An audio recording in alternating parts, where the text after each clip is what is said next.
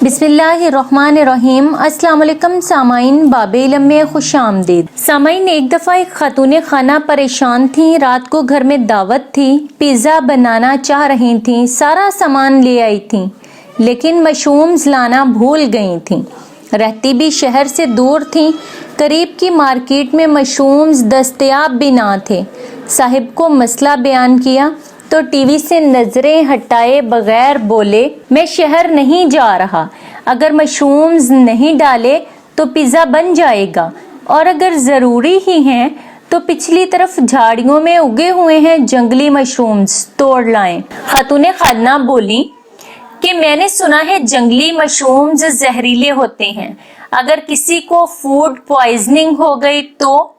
साहिब बोले, दावत में सारे शादीशुदा आ रहे हैं, जहरीली बातें सुनने के आदी हैं, जहरीले मशरूम्स भी इन पर असर नहीं करेंगे। खातून खाना गईं और जंगली मशरूम्स तोड़ लाईं, मगर चूंकि खातून थी इसलिए दिमाग इस्तेमाल किया और कुछ मशरूम्स पहले अपने कुत्ते मोती को डाल दिए। मोती ने मशरूम्स खाए और बहुत मजे से मस्त खेलता रहा। 4-5 घंटे बाद खातून ने पिज्जा बनाना शुरू किया और अच्छी तरह से धोकर मशरूम्स पिज्जे में इस्तेमाल कर लिए। दावत शानदार रही, मेहमानों को खाना बेहद पसंद आया।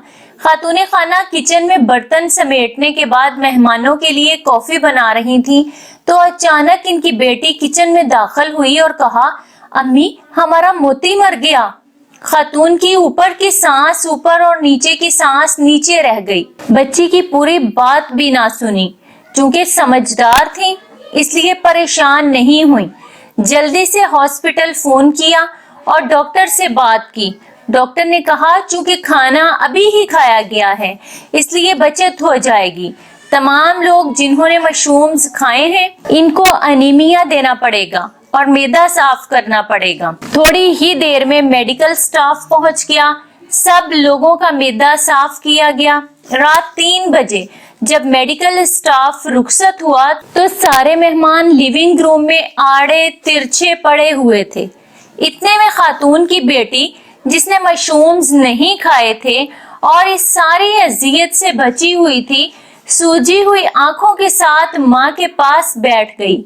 माँ के कांधे पर सर रखकर बोली, अम्मी, लोग कितने जालिम होते हैं। जिस ड्राइवर ने अपनी गाड़ी के नीचे मोती को कुचलकर मार डाला वो 1 सेकंड के लिए भी नहीं रुका। उफ, कितना पत्थर दिल आदमी था।